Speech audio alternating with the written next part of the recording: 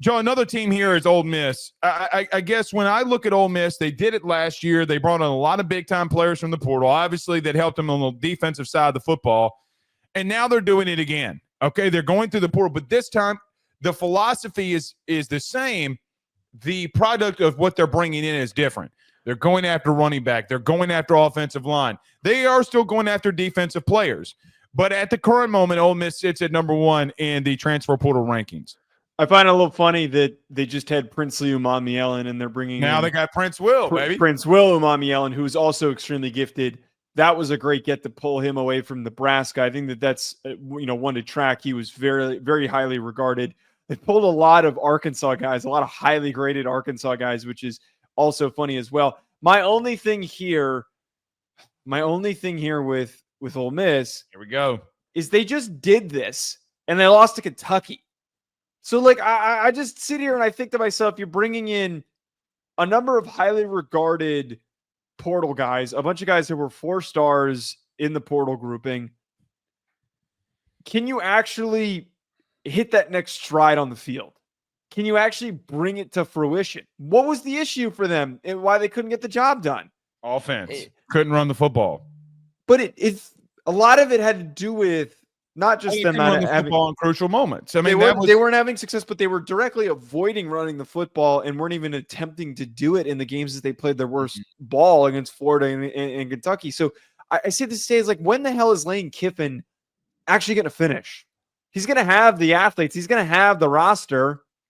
I just question if it means anything. I mean, they're going to be a 2-loss team, and they'll probably get bounced in the first round of the playoff this upcoming year. Well, look. Here's the thing that I would say. I see your argument, agree with your argument, counteract. Look at some of the guys that they're bringing in. Now, they're still going after a portal quarterback. They brought a lot in. Who knows if they land one or want to go after one, okay? But the truth of the matter is they're bringing in interior offensive linemen. They're bringing in running backs. The Logan Diggs comes back now. And he's going to be fully healthy. So, Joe, there comes a part where I think that they learn from their mistakes. I don't know if they're going to be as good in the interior defensively as they were a year ago, right? Like, I don't know if you can replace a Poop Hall. But what I do know is that I think that they can be more balanced. And to be frank with you, Ole Miss has never had this type of success. Like, regardless of what we think, I think the missing piece to your point is that they're not recruiting high school level high enough to sustain. But there also comes a part where, Joe, I mean, we're if they win a bowl game, we're talking about 3 straight years of 10 wins for Lane Kiffin at Ole Miss. That is pure insanity. Well, wait. Okay, hold on one second. I know that you're what you're saying here is like, yes, that's an accomplishment, but I feel like a lot of times we put Lane Kiffin into this bucket that he's like a top coach. I don't know. I'm not saying you are. I am one of those people. I think he is one of the top coaches. He had and spent so much money and had one of the best portal classes last year. But it was all defense, and they hit on that. I get that. But at a certain point, you got to be able to get the most out of your team. There were no team this year was perfectly balanced. So no team in the SEC outside of Oklahoma had more injuries on offense than them either. I'm willing to give them. I'm just going to be real with you. I'm willing to give them grace. That's it for. I mean, that's it for. Like, I just feel like we keep making excuses for Lane Kiffin. That's my problem with it. Here's where I think that you are. Where I think that you are is that you want Lane to take that next step. Where I agree with you. I'm willing to give him a longer leash considering the place that he's at. I remember being a person, a human being, a kid growing up, and for 20 years of them being dog piss. Joe, there's never going to be a history if they win this bowl game.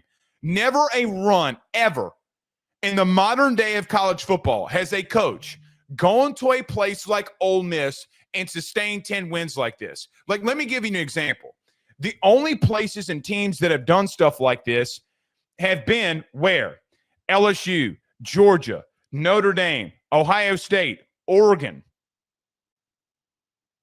Like, it's not happening anywhere else. It legitimately isn't.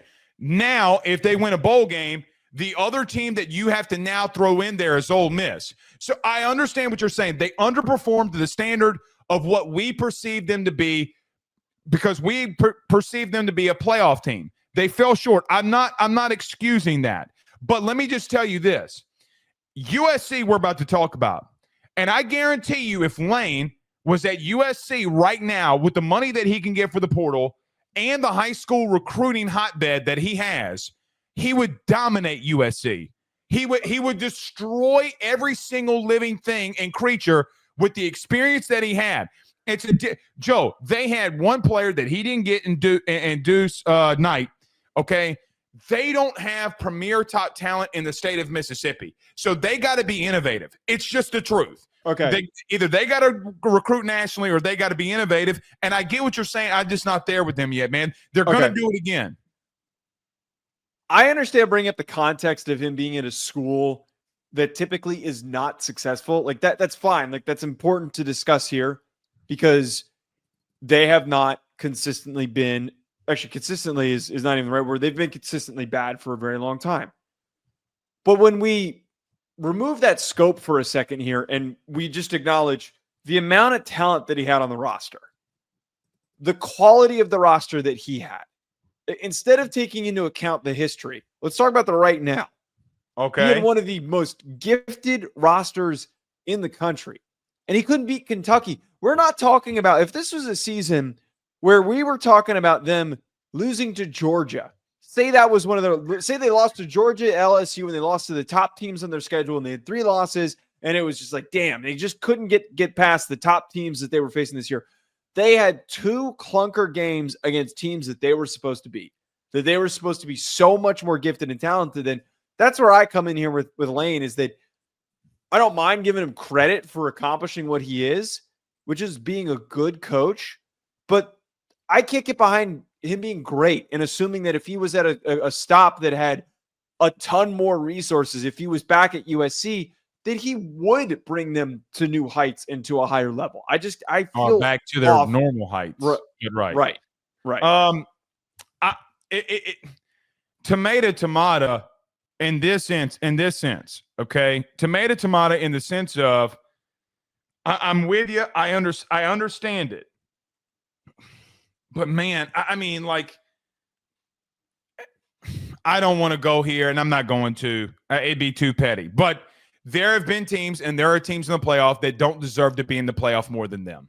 BetOnline remains your top spot for all of your live betting action and contests. NFL, college football, UFC, NHL are all in full swing.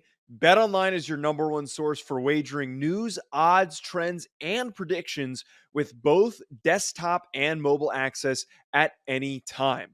Head to BetOnline today and use promo code BELIEVE, that's BLEAV, for 50% off your first deposit. That is a 50% welcome bonus.